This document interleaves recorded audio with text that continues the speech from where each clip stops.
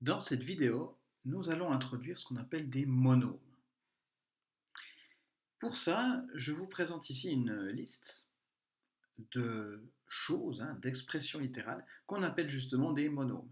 Et puis ici à droite, je présente des expressions littérales qui ne sont pas des monômes. Alors peut-être déjà, en comparant un petit peu ces listes, essayez de trouver une définition de ce que c'est un monôme si vous ne le savez pas encore. Donc, qu'est-ce que ça pourrait être ce qu'on appelle un monôme?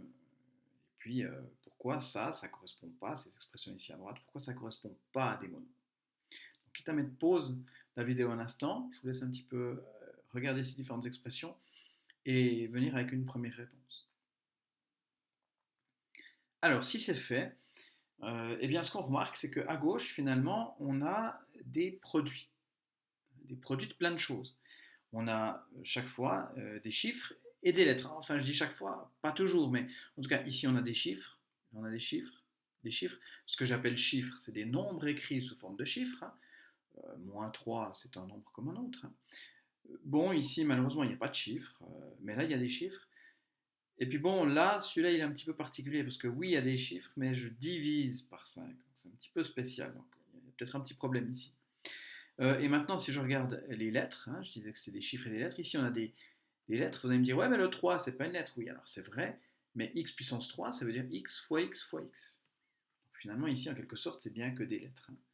Ici, que des lettres, que des lettres. Ici, même remarque qu'avant, c'est x fois x fois x fois y fois y. Ici, ben, ma foi, on n'a pas de lettres. Et puis ici, on a des lettres là-haut. Bon, comme j'ai dit, c'est une division, c'est un petit peu embêtant cet exemple ici. Bon, pour que ça rentre un petit peu plus dans le cadre de ce que je disais, parce que tous les autres ça joue, c'est des chiffres fois des lettres, entre guillemets. Et bien ça ici, je peux dire que c'est un cinquième fois xy. Un cinquième, c'est un nombre. On peut même encore l'écrire 0,2 xy.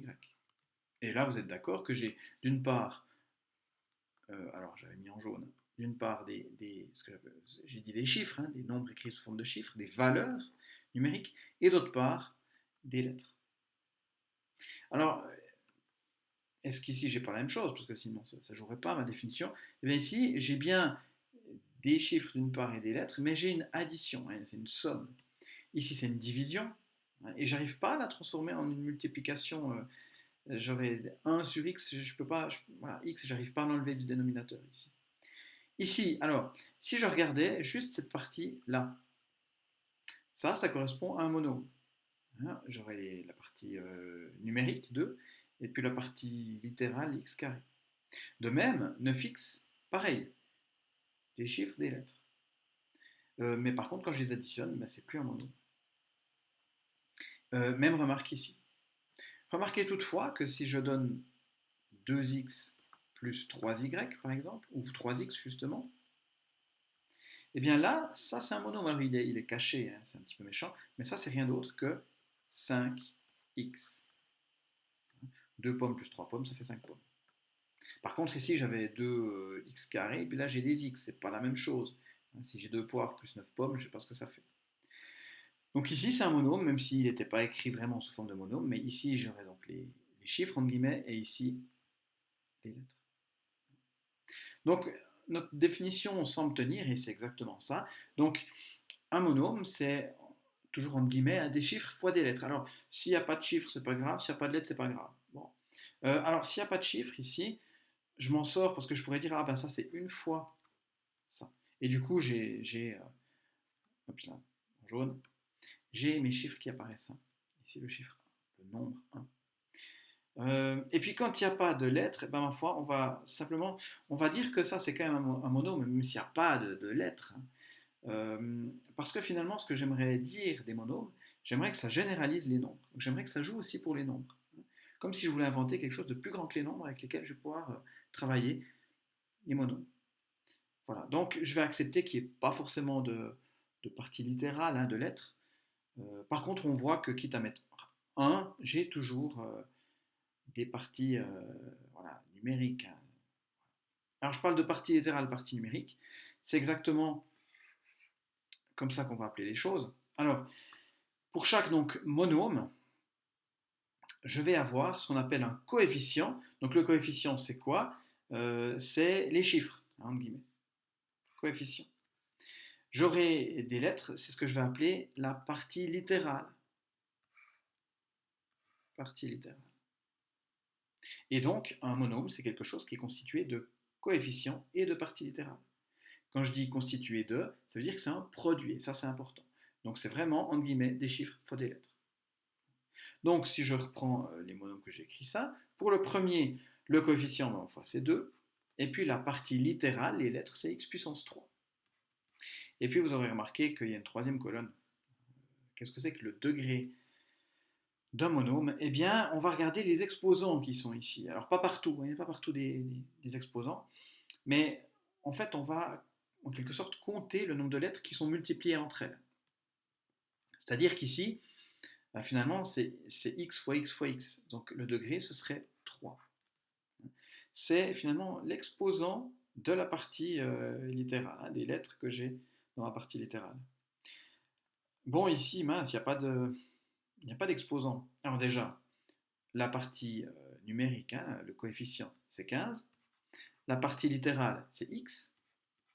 Et le degré, eh ben, je suis un petit peu embêté, mais pas tant que ça, parce que x, c'est x puissance 1. Donc, ça veut dire qu'ici, je peux mettre degré 1. Ici, alors n'ayez pas peur du signe moins, hein, moins 3, c'est un nombre comme un autre, donc le coefficient, c'est moins 3. Partie littérale, xy, bon, il y a deux lettres, c'est pas grave, elles sont multipliées. Hein, je vous rappelle que quand il n'y a pas de symbole, c'est un fois entre les deux. Et puis le degré, alors attention, ici c'est x puissance 1 et c'est y puissance 1. Donc au total, ça va être, il y a combien de lettres que je multiplie entre elles? Là, finalement, ça sera 2. Donc le degré, pour donner une définition un petit peu plus précise, c'est la somme des exposants de la partie littérale. Attention, de la partie littérale. Par exemple, 4, bon, plutôt que de prendre 4, j'aurais pu prendre 4 puissance 3. Allez. Le degré, c'est pas 3. Il n'y a pas de partie littérale ici. Donc ici, le degré, ce serait 0. Peu importe l'exposant qui est ici. Maintenant, j'ai manqué ici une ligne. Alors, celui-ci, donc la partie numérique, hein, le coefficient, comme j'ai rajouté ici, c'est 1. La partie littérale, c'est x puissance 3 fois y carré. Et le degré, comme j'ai dit, on additionne les exposants, donc 3 plus 2, c'est 5. Celui-ci, donc 4 puissance 3. Donc comme je l'ai dit, le coefficient, c'est 4 puissance 3. Hein. C'est-à-dire, on peut calculer, c'est 4 puissance 3. Et puis la partie littérale, ben, il n'y en a pas. Hein, donc là, mettez surtout pas une croix pour me dire non, il n'y en a pas. Je vais croire que c'est un x. Hein, il risque d'y avoir des confusions. Donc, vous mettrez un gros trait, ou alors vous mettez le symbole vide, hein, ou impossible, ou je ne sais quoi encore. Mais faites bien la distinction, il n'y a pas de partie littérale, mais le degré, c'est 0. Il y en a toujours un degré. C'est un nombre entier positif, ou nul, en l'occurrence.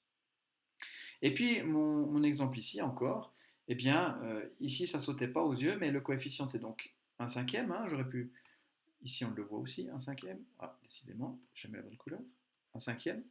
Ou alors 0,2, c'est la même chose. Hein. Donc, soit 1 cinquième, soit 0,2.